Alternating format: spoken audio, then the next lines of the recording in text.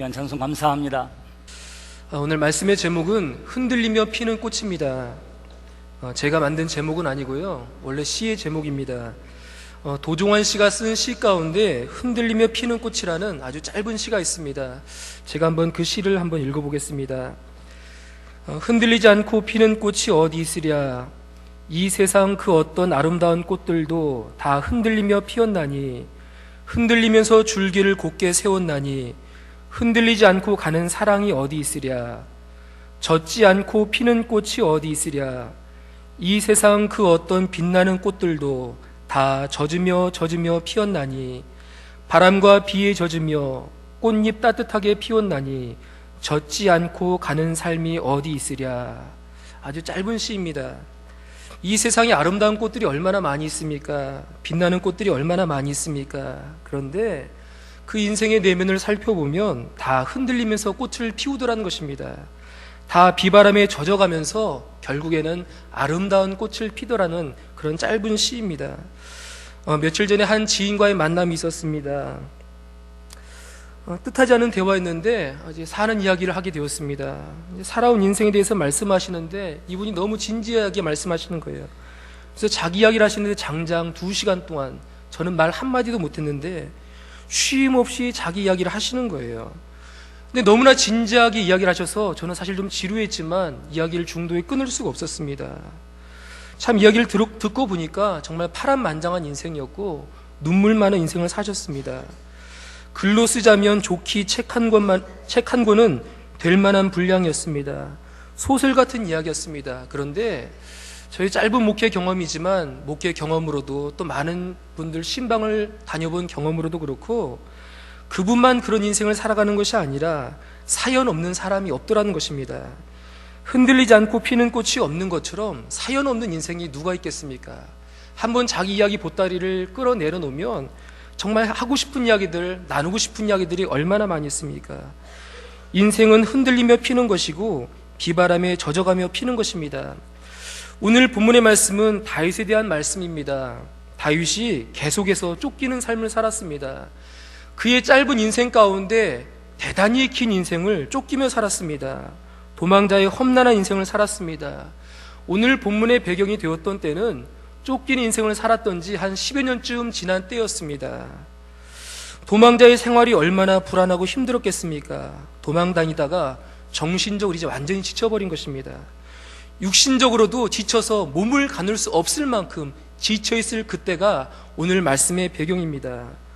쫓기는 삶에는 쉼이 없습니다. 육체적으로나 정신적으로나 영적으로나 곤고함이 있습니다. 저도 이것이 무엇인지 잘 압니다. 저도 어렸을 때 많이 쫓겨봤습니다. 다방구 하면서. 어렸을 때 다방구 하면서 놀 곳이 없으니까 다방구를 하면서 좀 당황스러운 게 여기서 웃을 줄 알았는데 웃음이 안 나와서 좀 당황했습니다. 안 잡히려고 무지하게 도망 다녔습니다. 그 놀이였지만 그 쫓겨 다니면서 일종의 그 긴장감과 불안감을 잠깐 느껴본 적이 있습니다. 저희 주변에 사업하시는 분들이 있습니다. 근데 사업이라는 게 항상 잘 되는 것은 아니잖아요. 사업이 어려울 때가 있습니다. 뜻하지 않게 빚을 질 때가 있습니다. 부도가 날 때가 있습니다. 제가 아는 분이 사업이 부도가 났는데 빚쟁이에 쫓기다가 나중에는 집 문을 걸어 잠그더라고요. 집을 문을 걸어 잠근 다음에 커튼을 다 치고 그 다음에 불도 켜지 아니하고 수돗물도 틀지 않더라고요. 그러니까 사람이 없는 것처럼 그렇게 몇 달을 지내는 것을 제가 보았습니다. 빚쟁이에게 쫓기는 인생도 이렇게 고단하고 힘듭니다. 하지만 다윗의 인생은 그런 인생이 아닙니다. 사울이 쫓아오는데 빚 받으려고 쫓아오는 것이 아니라 죽이려고 쫓아옵니다. 이스라엘 백성들이 사울 왕보다는 다윗을 더욱 좋아하고 따랐기 때문에 왕권이 위태로워서 그를 쫓아가 죽이려고 했습니다. 참으로 위험한 순환이었습니다. 그럼에도 다윗은 믿음을 끝까지 붙잡았습니다. 오늘 말씀의 앞장에 보면 26장에 보면 사울을 죽일 수 있는 기회가 2번이나 있었습니다. 하지만 2번 다 살려줍니다. 한 번은 물병만 슬쩍 가져가고요. 또 한 번은 옷자락만 자르고 살려주었습니다. 만약에 진짜 아무 목적 없이 살려준다고 하면 그런 거 필요 없이 조용히 지나가면 됩니다. 하지만 한 번은 물병을 가져오고 한 번은 옷자락을 자른 이유가 무엇이겠습니까? 일종의 무언의 시입니다. 무언의 메시지입니다. 사울 왕이시여 내가 당신을 분명히 죽일 수 있는 기회가 2번 있었습니다. 하지만 하나님께서 당신을 세우셨기에 내가 당신을 살려는 줍니다. 하지만 이제는 그만하십시오.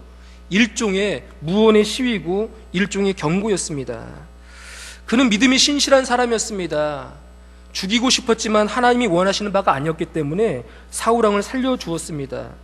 그래서 사무엘상 26장까지 말씀을 보면 다윗이 영적으로 굉장히 충만한 모습을 보여줍니다.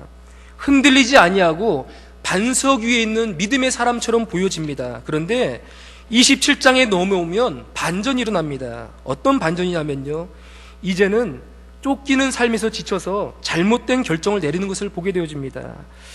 블레셋의 아기스 왕에게 도망치는 내용이 오늘 본문의 말씀입니다. 블레셋이 어떤 나라입니까?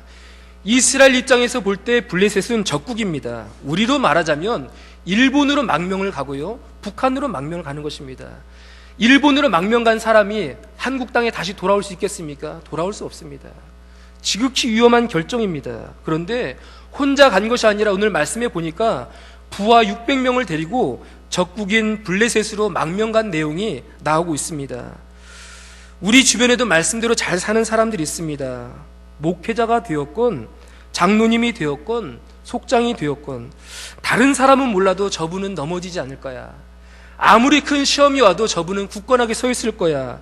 그렇게 느껴질 만큼 믿음이 굳건한 사람들이 있습니다. 그러나 그 사람도 흔들릴 수 있다는 것입니다.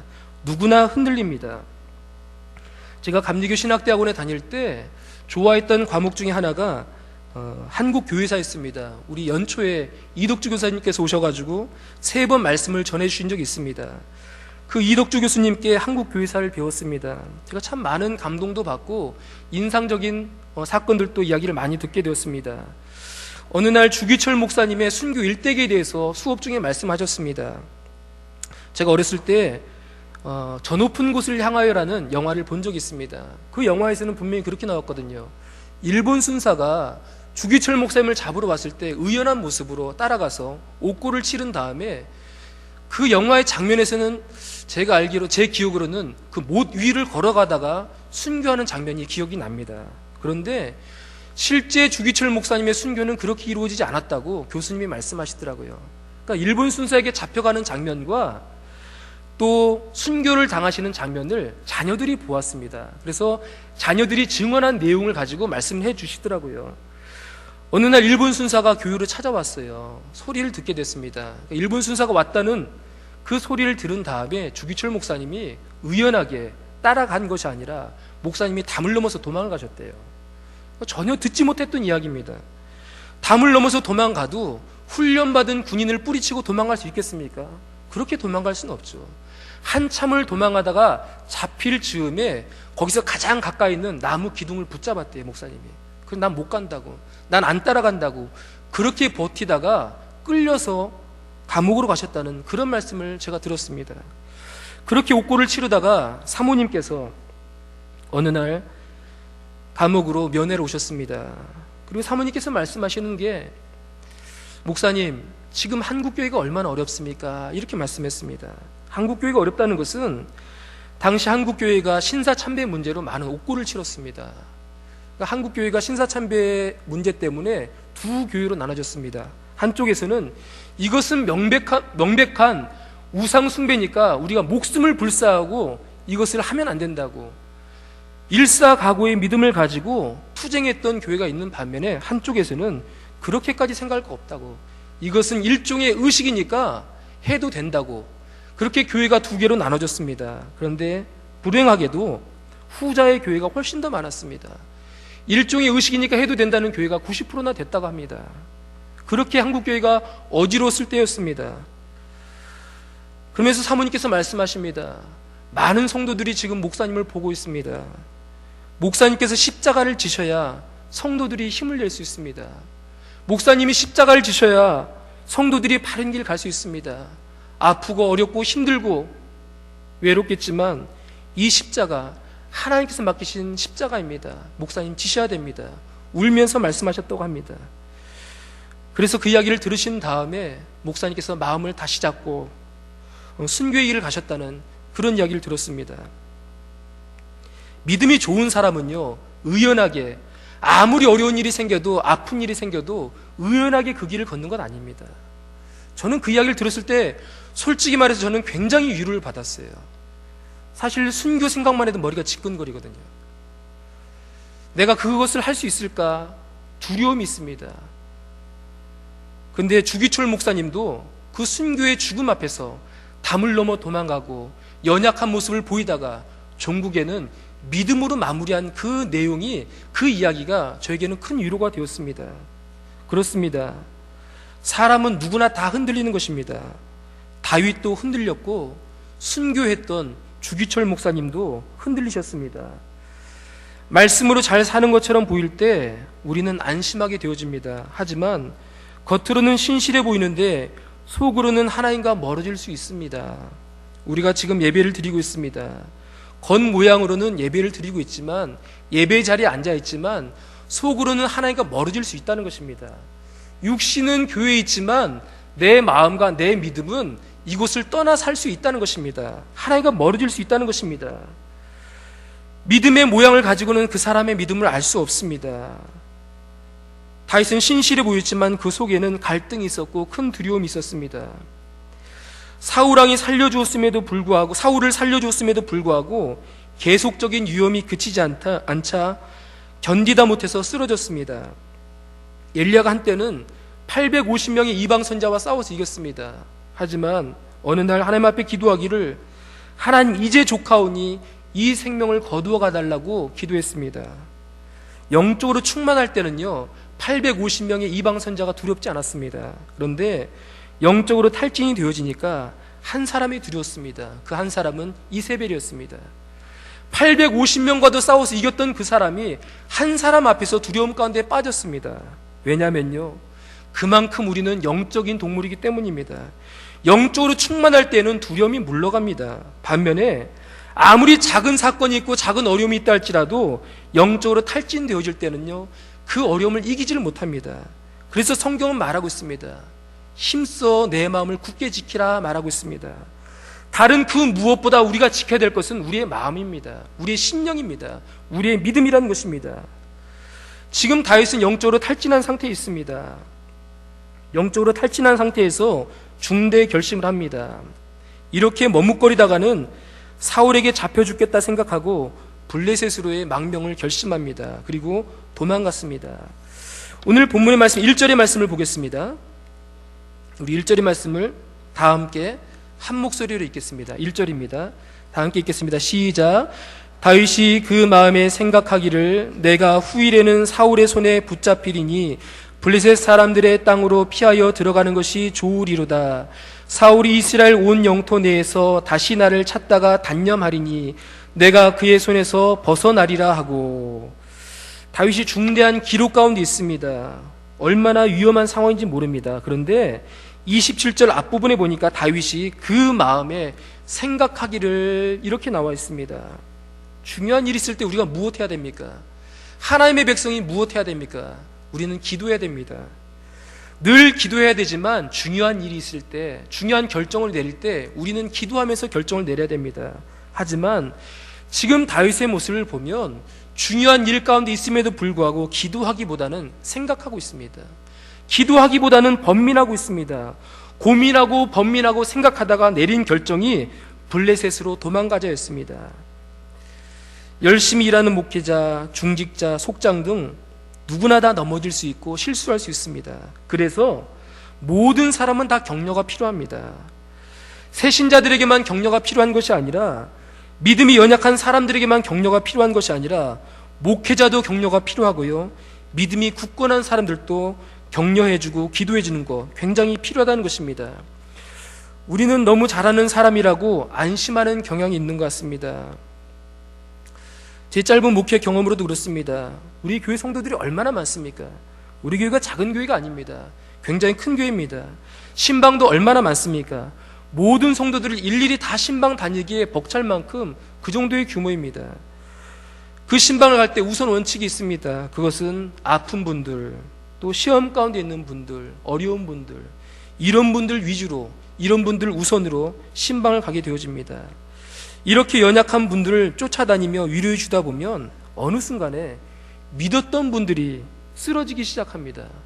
저분은 굳건히 서 있을 것 같은데 그분이 시험에 빠지고 넘어지는 것을 경험하게 되어집니다. 믿음이 연약한 사람만 넘어지는 것이 아니라 믿음이 굳건한 사람도 때로는 흔들린다는 것입니다. 세상에 사람을 믿는 것처럼 어리석은 것이 없습니다. 사람은 다 누구나 연약합니다. 어느 단계 이상 넘어가면 다 지치게 되어 있고 쓰러지게 되어 있습니다. 열심에는 여러 가지 종류가 있는 것 같습니다. 하나님의 기름 부으심이 있는 열심도 있지만 인간적인 열심도 있습니다. 기질적으로 열심을 타고난 분들도 있습니다. 인간적인 열심으로 일하면서 참다 보면 어느 순간에 영적인 깊은 침체 가운데 빠질 수 있습니다. 다윗이 그랬습니다. 지금 다윗은 믿음이 심하게 흔들리고 있습니다. 믿음이 흔들리고 있고 기도가 부족할 때에는 중요한 결정, 인생을 좌우할 만한 결정을 내려서는 안 됩니다. 중요한 결정을 내릴 때에는 우리가 영적으로 충만해질 때, 또 깊은 기도가 있을 때 내려야 된다는 것입니다. 지금 다윗은 기도하지 않고 있었습니다. 생각만 하고 있었습니다. 하나님과 멀리 떨어져 있었습니다. 하지만 그 불안감을 견디지 못하고 급하게 결정을 내렸습니다. 이 내린 결정으로 말미암아 다윗이 얼마나 많은 어려움을 겪습니까? 지금 다윗에게 필요한 것은 안정입니다. 마음 편하게 살고 싶고 이제는 쫓기지 않고 다리 뻗고 자고 싶었습니다. 10년 넘게 도망 다녔으니까 그럴 만도 합니다.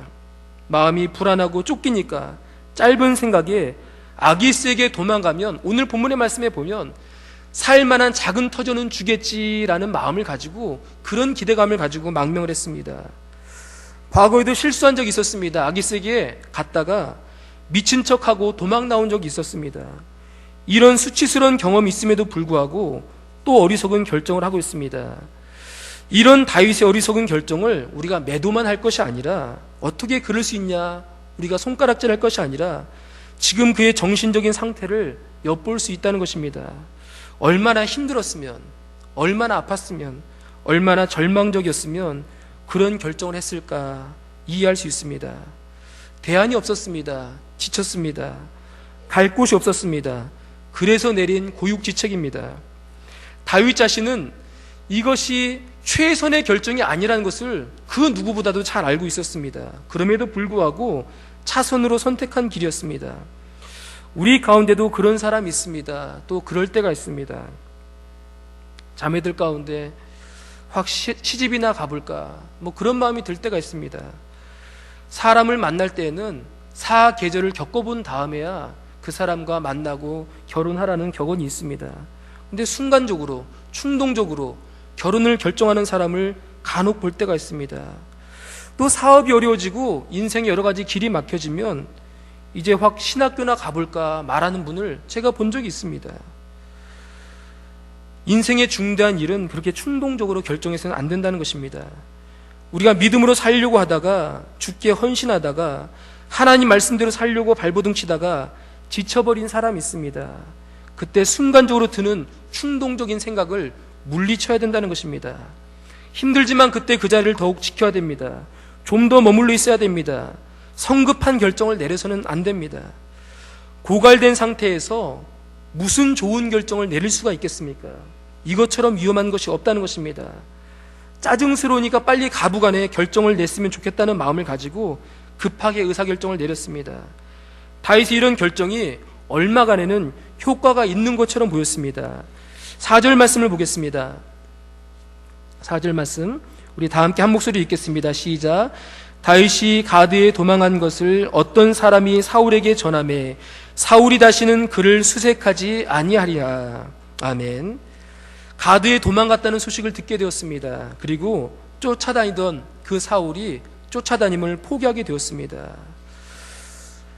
하지만 이 결정이 장차 그 민족 이스라엘 정통성에 있어서 얼마나 큰 오점을 남기고 얼마나 큰 위기를 가져왔는지는 나중에 금방 밝혀지게 되었습니다. 이것 때문에 나중에 큰 어려움을 겪게 되어집니다. 시간상 중간의 내용은 설명을 생략하도록 하겠습니다. 이 결정으로 말미암아 시글락이 아말렉에게 점령을 당하게 되어집니다. 그래서 처자식이 다 끌려가서 종살이하게 되어지고요, 죽고요, 나중에는 분노한 부하들이 일어나서 돌에 맞아 죽을 뻔한 위기를 겪게 되어집니다. 또 이 결정 때문에 사울이 죽게 되었고요, 요나단이 죽게 되었고 그 아들들이 죽었습니다. 블레셋의 후원을 통해서, 블레셋이란 것은 이방 백성 아닙니까? 우상을 섬긴 이들 아닙니까? 이들의 후원을 통해서 이스라엘이 왕이 되었다 하면 하나님께 무슨 영광이 되겠습니까? 하나님이 세우신 왕이 아니라 외세에 의해서 세워진 왕이 되는 것입니다. 민족 반역자 비슷한 일이 되는 것입니다. 우리나라도 삼국으로 나눠졌던 때가 있었습니다. 그 삼국을 통일했던 나라가 신라였습니다. 그런데 많은 역사학자들은 신라의 삼국 통일을 평가절하합니다. 왜냐하면 우리 민족의 일은, 우리의 일은 우리 스스로 해결해야 됩니다. 지지고 볶더라도 우리 스스로 해결해야 되는데 외세의 힘을 빌어왔습니다. 우리의 힘으로 결정하고 마무리한 것이 아니라 당나라의 힘을 빌어서 삼국 통일을 이루었습니다. 그래서 많은 사람들이 대업을 이뤘음에도 불구하고 신라의 삼국 통일을 평가절하합니다. 우리가 알아야 될 것은 아무리 급하고 어려워도 믿음이 흔들리거나 기도의 자리를 떠났을 때는 중요한 결정을 해서는 안 된다는 것입니다. 무조건 미뤄야 됩니다. 영적으로 충만해질 때까지, 심적으로 평안이 깃들 때까지, 하나님이 말씀해 주실 때까지 기다려야 된다는 것입니다. 이것 하나는 분명히 붙들어야 됩니다. 사단 우리에게 끊임없이 속삭입니다. 빨리 결정 내리지 않으면 죽는다고, 빨리 결정 내리지 않으면 손해를 본다고 사단은 끊임없이 속삭입니다. 우리 인생 가운데 빨리 결정 내리지 않아서 죽을 일 거의 없습니다.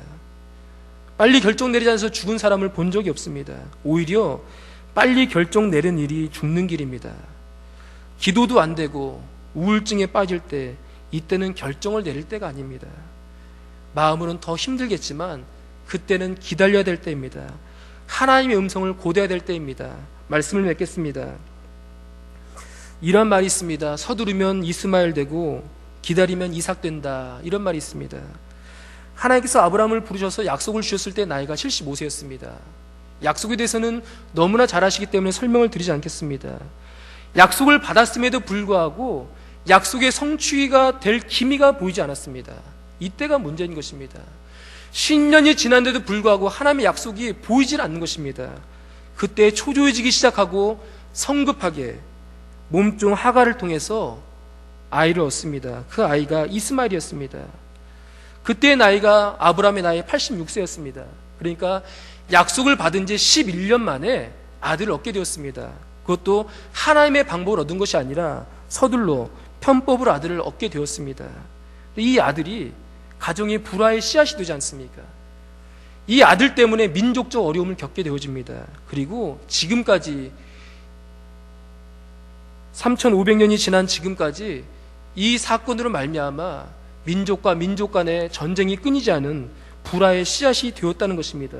반면에 하나님의 약속의 때, 그의 나이 100세가 되었을 때 하나님의 방법으로 이삭을 주셨습니다.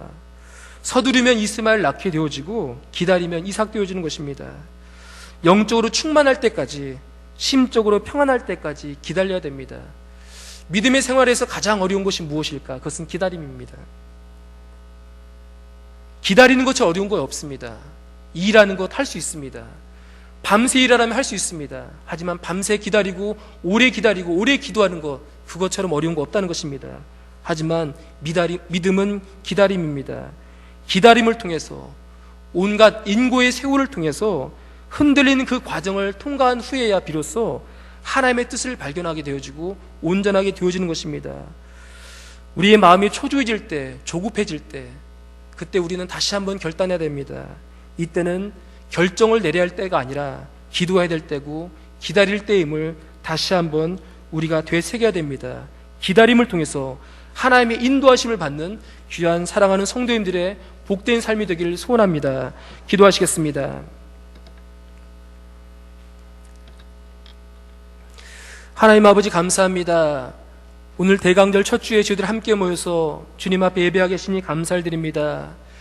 초림의 주님을 감사하며 기뻐하며 주님 앞에 나왔습니다. 또한 재림하실 주님을 기대하며 주님 앞에 나왔습니다.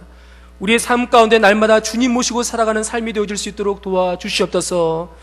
때론 인생의 중대한 기록 가운데 초조해지고 답답해지고 어려운 그 순간에 내 뜻대로 내 마음대로 함부로 결정하지 않게 하여 주시옵시고 주님의 인도하심을 받는 저희들의 귀한 삶이 되어질 수 있도록 하나님 축복하여 주시옵소서.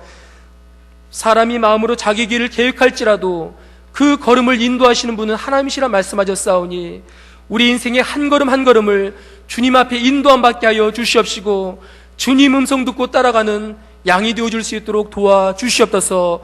이 한 주간도 살아갈 때 주의 음성 들으며 주의 말씀에 순종하며 넉넉히 승리하는 한 주가 될 줄 믿사옵고 사랑 많으신 우리 주 예수 그리스도의 이름으로 기도했습니다. 아멘.